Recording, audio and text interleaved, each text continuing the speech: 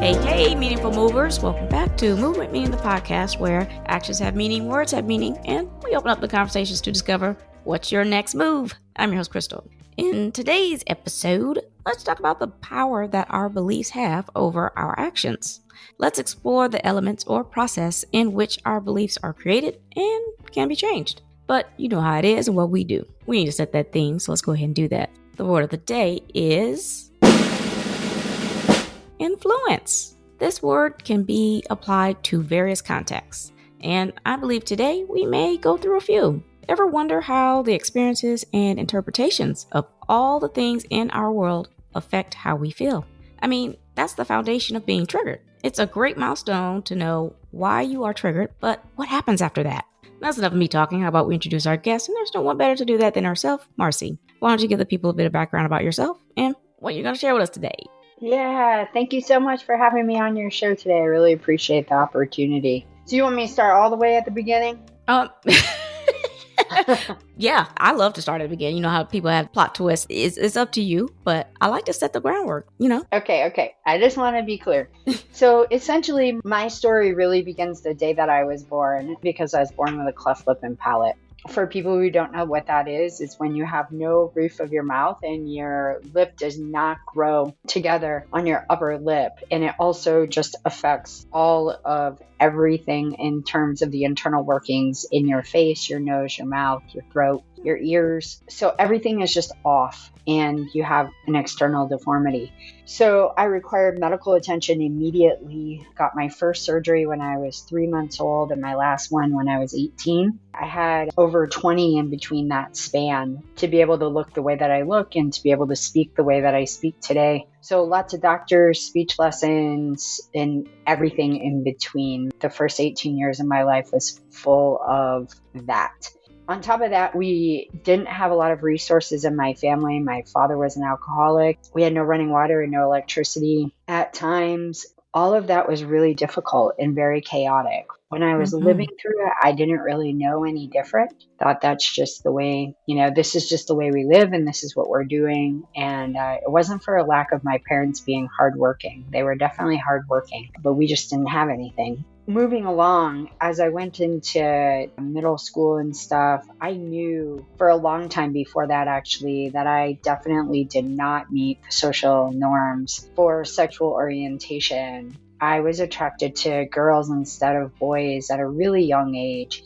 That messed with me mentally. I was brought up in a Catholic school in a very Catholic family. It just was always in opposition. Who I was and what I was in opposition from what I was taught to believe. And so I just had this idea from a very young age that you just shove everything down and if you don't deal with it, that it's going to go away. And really, by the time I got into middle school, I started experimenting with drinking. And by high school, I was using drugs and drinking pretty heavily. My surgeries were starting to wind down the senior year of my high school. And I had applied to college and got accepted. And I was like, here we go, right? Like things are going to really turn the corner for me and we're going to have some new opportunities. Actually, what happened is I was in a devastating car accident my senior year of high school. And on my way to my after school job, I wasn't drinking or using any drugs or anything like that, thank God. But 3 people lost their lives that day. Oh, goodness.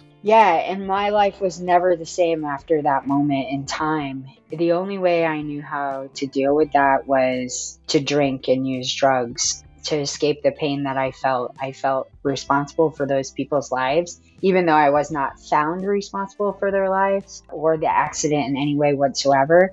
I assigned that blame to myself. I adopted that belief that I was responsible. As my life went on, I really was just looking every day to take myself out. Like, how can I not be here anymore? Because it's so painful. I mean, I had a lifetime of trauma before the car accident ever even happened. So the car accident on top of the lifetime of trauma was like the icing on the cake. Yeah. So drugs and alcohol were not working. I met a woman and she had a daughter, and it became really clear to me that I was doing to her daughter what had been done to me. I was repeating that same trauma pattern that I was raised in, and I didn't want to do that to her. And so I quit drinking and I quit doing drugs, and that was over 21 years ago.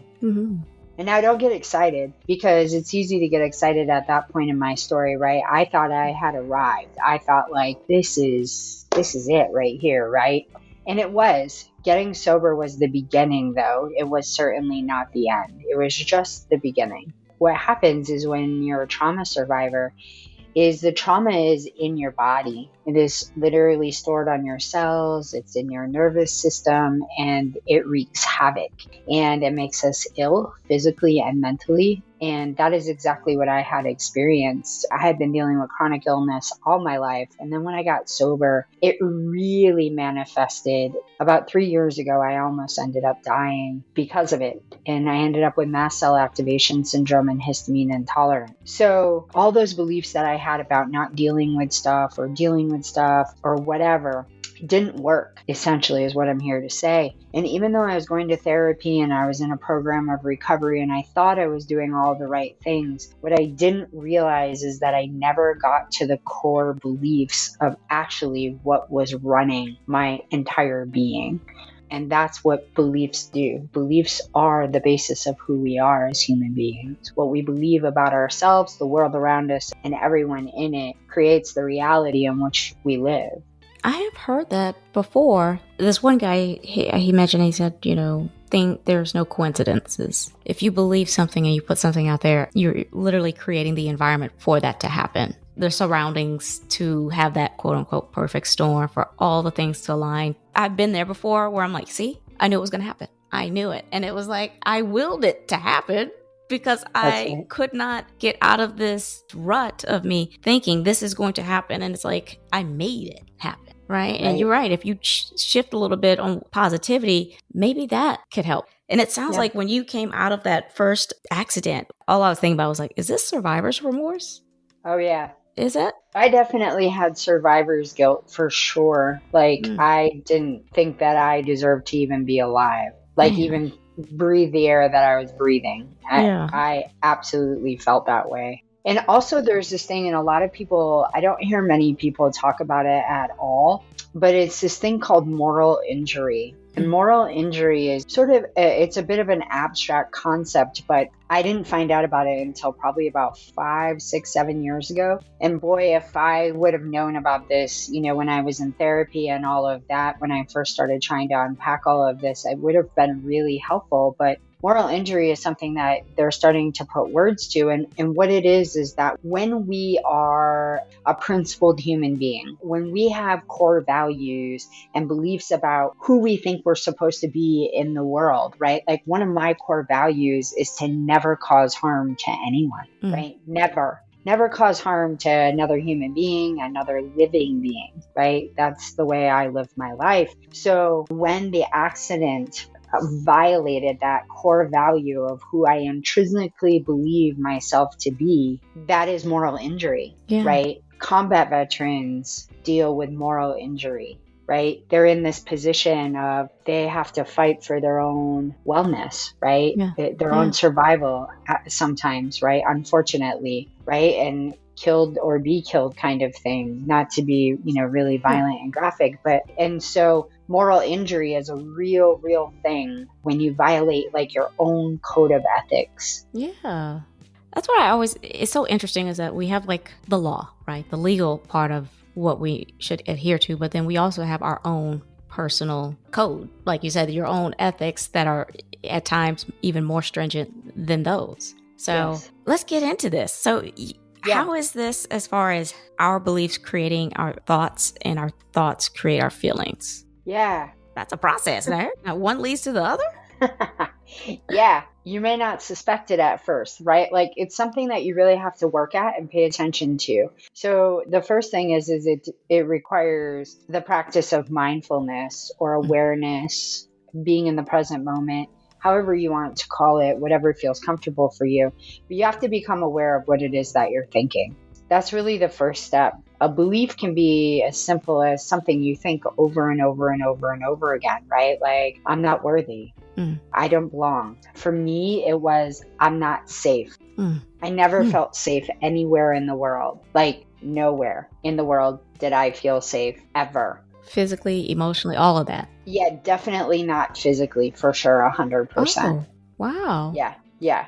What happens is we have these beliefs, and our beliefs are created really mainly in the first 7 years of our lives, right? The first 7 years of our lives, our brain operates in a theta state, which is a really slowed down brainwave pattern. And that's what allows us to be able to develop and learn the way that we need to. But that slow brainwave state is the same brainwave state right before you fall off to sleep. And sometimes you'll, jerk yourself awake. Yeah. That's the same brainwave state, right, as theta. And that is also the same brainwave state that they use to hypnotize people, because you can access the conscious mind and the subconscious mind at the same time. So from 0 to 7 years old, we are all in a theta state. So that means that every experience that we have, every emotion that we feel, every word that is said to us, everything that we experience is taken in and stored in the subconscious mind.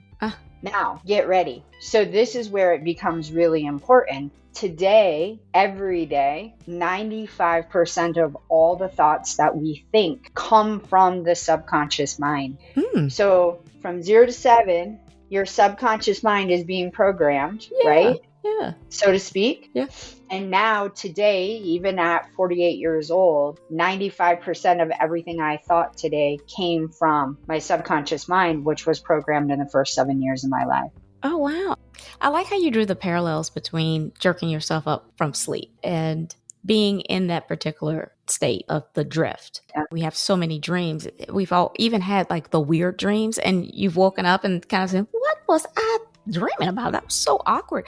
I wonder if that's almost the same thing as it kind of just manifesting a little bit, just figuratively, what was going on with us and thinking of us in that 7 years. But the slowdown, oh my gosh, that makes sense, because when you learn, people break down the learning system and they go slower with it. It latches. It does stick. It's interesting. Okay, girl. Okay. Yeah. Wow. It's a real deal. So your beliefs, right, are like what your parents, your caregivers, the most pertinent people in your life that you spent the majority of your time with as a youngster, right? Even friends and whatever. What did they tell you? Or what did you experience that maybe they didn't say, right? Was there an unspoken words like kids should be seen and not heard, right? Like what were the rules that were spoken and unspoken? And your belief systems are grounded in that. And I see it almost invariably with every client I work with. It's the same. It's not any different if you grew up in Ireland or you grew up in Georgia or you grew up in California. It's all the same. Yeah. And it's so fascinating to me to see that we all have so many of the same fundamental belief systems that we're operating out of. And usually it's about, I'm not good enough. I'm not okay as I am. I'm not worthy. I don't deserve to be loved. Yeah, it's all about our value. Like, are we okay as a human being? Right. And so when we get that piece of, okay, the belief is I'm not okay the way I am, I don't provide any value. That was one of mine. That then creates thoughts. Can you give me an example of that one? Yeah. So like if that's your belief that you're not valuable, then the thoughts that likely plague you all day, every day, that you may not even be aware of. It's like having 10 windows open on your computer while you're working in, your Google Docs tab, right? They're running in the background, so you're not consciously aware of them. But underneath, if you start to pay attention with awareness and mindfulness, you'll start hearing the thought that's being precipitated from that belief. And it's like, I knew this relationship wasn't going to work out. I don't even know why I tried to get into this relationship. I knew they weren't going to love me. I'm not worthy of being lovable, right? It's that voice inside your head that just plays unchecked. But inadvertently, it always goes back to a belief. Yeah. Right? But then that thought creates how you feel, right? If I say to myself every day, I knew this wasn't going to work out. I knew they weren't going to love me. Why would anybody love me? Look at me. How does that make you feel? Awful. Yeah. Right? Yeah. So then what do you have to do to escape yourself? Shop, eat, drink, sex, text, phone, whatever, name it, right? Gosh, yeah. Yeah. Which is the action based on the feeling. Huh. And I like how when we talked before, you mentioned a lot of times we're just living life on autopilot because we're not realizing that this came from a disbelief. And like you were saying, like subconsciously, it's like these distractions are popping up no matter what you are consciously aware of, because you immediately go to what you know. That's right. You have a 12-week coaching program. Part of that is this cancel method. And I like this because in order to go back from this, you start not necessarily from the beginning, but you trace it back from where we ended. So we start looking at it from, okay, now the feelings, then the thought, and then the belief. Can you talk a little bit about this cancel method? Yeah, so the cancel method is all about rewiring the brain. The reason that everything's running on autopilot is because those synaptic connections in the brain have formed, which is just the information highways that the brain uses over and over. And the more well-grooved those paths are, then the easier it is for the brain to just keep using them. Right? So in order to stop the brain from using those paths, we have to stop the connection from happening within the brain. And in order to do that, you just use the concept of neuroplasticity, which is rewiring the brain. And the brain is able and adaptable to be able to do this, which is amazing and miraculous when you think about it, right? Every time you hear the thought, I'm not good enough, or anything that has to do with that thought, you immediately say, cancel. You say cancel out loud. And what you're doing is literally intercepting that connection of the synapses in the brain. And you're stopping it from firing again to wear that groove deeper. You're literally stopping that from happening. So you say cancel, and that cancels the thought, also the emotion that goes with that thought. And then you use the concept of the opposite thought. So what's the opposite thought of that? I'm worthy. I'm worthy, yeah. I'm lovable, but I'm unique. I'm amazing. Whatever feels right and true for you. And you say that. So not only are you stopping one thing, you're now wiring for a new synaptic connection to happen in your brain so that you can be in alignment with what you actually envision. Why is the vocalization so important? Oh, yeah. The whole body is subjective, right? If I say lemon right now, your mouth will water, your toes will curl, unless you really like lemon, right? But you'll have a physical response, right? When I say that word out loud. And that's because the body is subjective. The body doesn't know if there's lemons in the room, on the roof, next year, what? But it's just drawing an association. So when we say it out loud, then you're giving the nervous system context to create orientation in time and space. Otherwise, the nervous system is listening to the brain all day long. There's no interruption in that pattern. Saying cancel inside your head, the nervous system doesn't register that, right? Because it listens to the chatter all day anyway. So it's in vocalizing it that it allows the nervous system to recognize, oh, this is a different time and space. Yeah. I like that because when we first talked, I was like, why would you use the term rewire? What do you mean? That's where you're like, oh, because it's neural pathways. And the reason that I brought up the vocalization is because there are a whole lot of people that do not want to talk, right? Like they don't like talking. They want people to assume or perceive, right? They take these cues that I'm doing and assume, and hopefully you get what I mean. Because if I say it, that's so uncomfortable to me. I can't even say it out loud to me because that makes me uncomfortable. And if it's making me uncomfortable and I say it out loud to someone else, I don't want to make them uncomfortable. Do you think that that is a very difficult thing for your clients? To say it out loud? Yeah. Yeah. It's really fascinating that you brought that up. I don't know that anyone's really said it, but when I tell them they need to say it out loud, people are like, for real? That's what I'm asking. Yeah. So no one's ever said I'm not going to do that, Marcy, or whatever, but it's a really valid point. I mean, I walk around my house all day long talking to myself out loud. My wife is like, oh, there she goes again. It's so amazing. Like if I'm affirming something for myself, right? Like, oh, you're okay, sweetheart. Everything's okay. She'll say back to me, oh, you're okay, sweetheart. Everything's okay. Right? Yeah. That's cool. Yeah. We've just learned that it's important. Yeah. I like this. Now you mentioned raising the frequency in the body using the core method. What's the core method? Yeah. So this is the doozy of the doozy. When we go through trauma and really through life experience, when things are difficult for us, then those experiences have lower frequencies, and those lower frequencies stay in the body. Mm-hmm. As those low frequencies stay in the body, that lowers the overall frequency of the body. And the body has to be at a certain frequency in order to function in health and wellness. As those experiences accumulate over time, then it lowers the frequency in the body, and then we start to see patterns of disease and illness, mental, physical, emotional, all sorts of stuff. Really, anything you have, MS, cancer, it doesn't matter what the label is, it's all a lowering of frequency in the body. It's important to change the frequency of your body.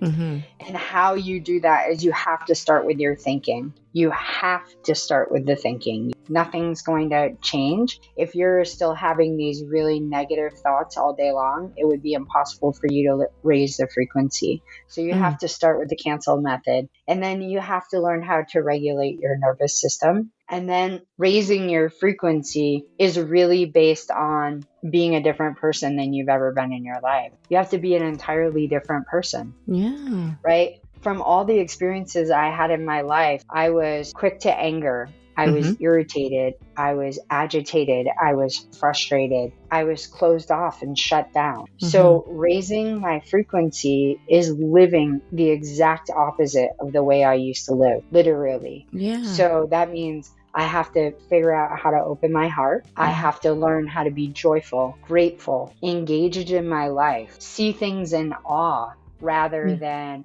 oh, this is mundane. I did this yesterday, right? Like start to see the wonder and awe of life. It's a whole process to change the frequency of the body, but it's absolutely possible because I've done it. That's how I healed my body. Yeah. I mean, the best testimony is your own. I really like how you got so specific on those motions. You didn't say, I want to be happy. You went very deep on specifically. I want to be motivated. I want to be this. I want to be that. I think that is so important for folks to not stop at just the basic emotion, right? It's to be like, what do you mean by good? What does good mean? And that's right. I would almost tell everyone, just like challenge yourselves. Like when someone asks you certain questions, like, how are you today? Don't say I'm good.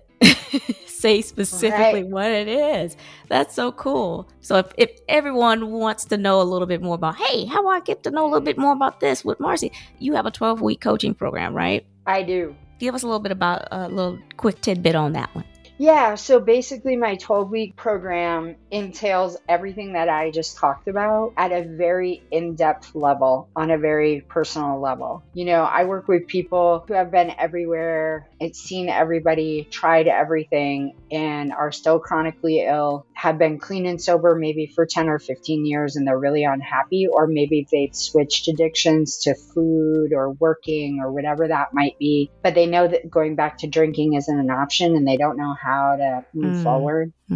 On average, within 2 to 3 weeks of working with people tell me over and over and over again, Marcy, this is life-changing work. Like, how did I not do this in therapy or in my recovery program or, my psychiatrist or whatever. And it's like we get in there and we get to the core of what is really going on.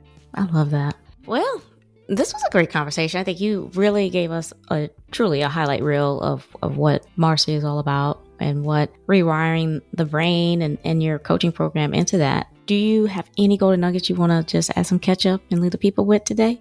I think my biggest golden nugget is always hope. I think we live in a time right now that it feels really easy to look at all the negativity in the world and around us in our own country, whatever, and to get drawn into that and take it personally and let our life reflect that sense of hopelessness. And then just our own personal experiences that we're dealing with, right? Life is real and things are hard. Life is difficult and challenging, and it's intended to be that way. I just want to bring the message that there's always hope. If you don't give up, there's always hope. If you give up, there's no hope ever. I mean, I hung in there a really long time, day after day after day, that I wanted to give up and give in. Things shifted for me, and there was opportunities and help available. And so I think it's so important to just remind people, regardless of what you're suffering with currently or things that feel like they got you down, just know that there's always hope. Hey, I like it. Keep hope alive. That's the episode today. If you don't think that being triggered is a part of your actions, inactions, or reactions, I dare say, take another look. What makes you defensive, angry, happy, or sad? Those are just the start. Trace back those feelings to pivotal moments where you remember these reactions. It may be easier than you think because you've lost or let go of friendships and relationships due to the lack of security we felt in them. Perhaps there's a reoccurring theme in those conversations. I truly appreciate Marcy for sharing her lived experience and the wake-up call that ultimately led to her 12-week coaching program and methodologies. Counseling isn't enough. We've got to start the rewiring of new patterns and neural pathways to create a new sense of regulation. Can you relate to the process of challenging your beliefs, changing them, and the many ways you've experienced a renewed sense of direction, purpose, and overall awareness in your day-to-day interactions? I love it all, and so will someone else. Before I let you go, Marcy, why don't you go ahead and remind the people who you are, where they can find your resources, or reach out to you? Yeah, thanks so much for this opportunity to be here. Again, what a pleasure. Yeah, you can find me at marcylanglois.com. All the information will be in the show notes. I do offer a free consultation call if you're thinking that this might be a service that would work for you. You can definitely go ahead and fill that out, and we'll have a 30-minute connection call and see if we're in alignment, and then we'll take it from there. But